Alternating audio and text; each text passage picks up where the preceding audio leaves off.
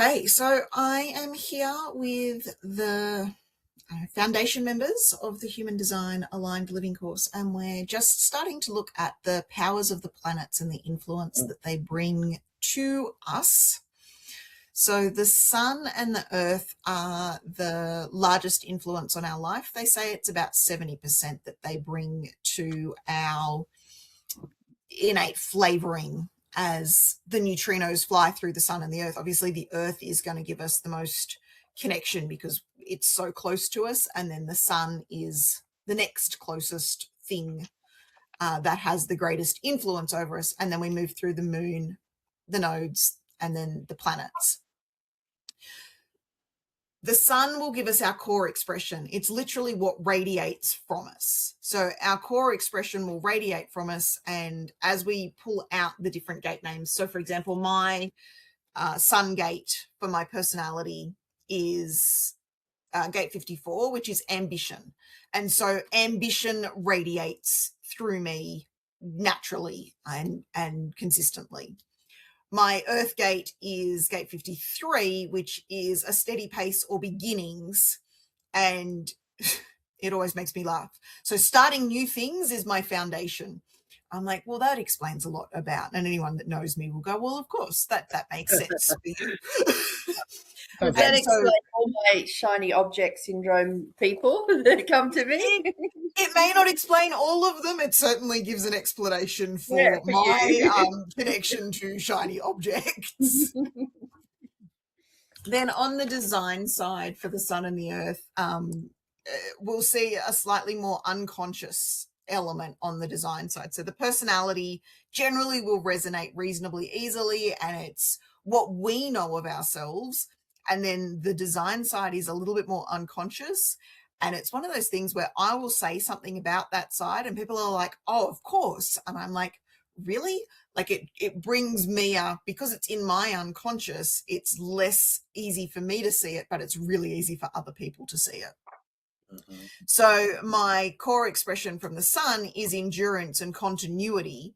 And I struggle to see continuity in myself, but a lot of other people will see continuity in what I'm doing. And when it's pointed out, I can see it, but it has to be pointed out. It's more unconscious.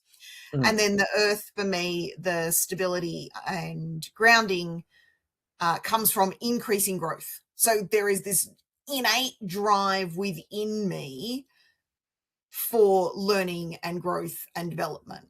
And that one I relate to a lot more, and it's connected to my vitality.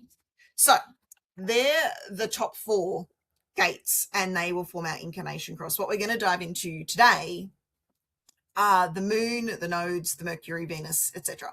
So the moon is where we find our inner drive. This is our motivation and emotional landscape.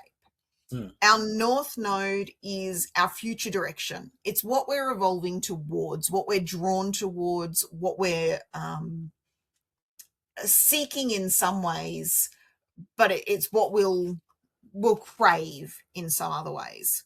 Our south node is what's familiar. It's often our historical pieces. It's what we already know and is consistent there for us. Mercury is all about communication, how we think, how we speak, how we process. Venus is about our values and our relationships. Mars is about growth and maturity. Jupiter is about expansion and wisdom. Saturn is responsibility and lessons. Uranus is uniqueness and change. Neptune is mystery and imagination. And then Pluto is transformation and depth. And then the statements that we're going to create today start with that inspiration from the planets. So, for example, under South Node, it says, my familiar pattern is discovered through, and then for me, the answer to that is fellowship. And then it influences part of the body graph. And so for those we pull out, it'll either be influencing our, why did that word go? Our intuition, we'll go with the words written on the page so that I don't have to remember. Our vitality, our identity, our interpretations, our inspiration, our emotions, our ideas, our motivation. And so the statements we're constructing. So if we continue, what was the one I just read out? My south node. So my familiar pattern, this is on my design side. So it's discovered rather than found. And there's a very subtle distinction between those two words that ChatGPT and my husband and I have been fighting about for about a week. But my familiar pattern is discovered through fellowship, and it influences my identity, which incidentally shows up for me as I don't know who I am unless I'm in relationship with somebody else. Like if I'm sitting in a room on my own, I really struggle with working out who I am. I do it through comparison. I do it through connection. And so that rings quite true for me. So what we'll do is we will decode these together, and then you'll discover some stuff about yourself, and you can see how that plays into your design. And all of these statements, for those watching the recording, are available in the handout, probably under this recording, or in one of the other course contents if you are looking for it. Oh, okay. So yeah. I will just pull up the shapes, the areas of influence, and just read out. So can you guys still see my sheet? Yes. So the crown, I just want to read my sheet so that it's on the recording. The crown is where we'll find our inspiration. So if the gate is active in the crown, it's going to influence our inspiration. If the gate's active in the Anya, it's going to influence our ideas and our interpretations.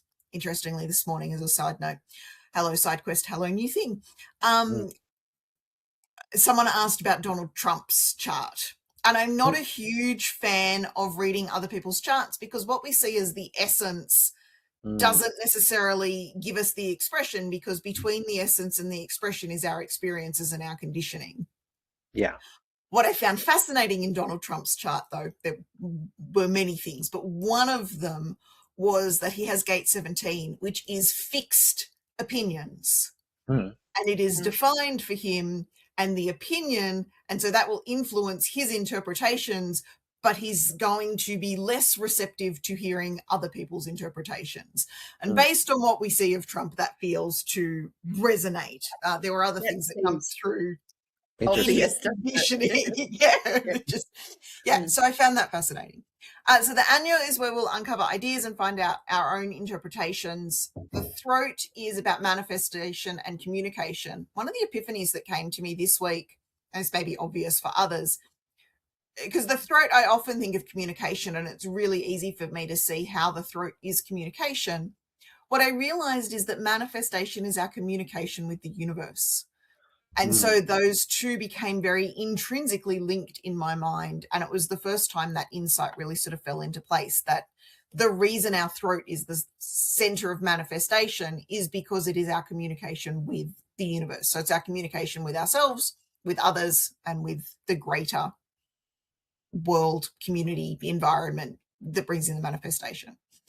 The identity center is going to influence our identity.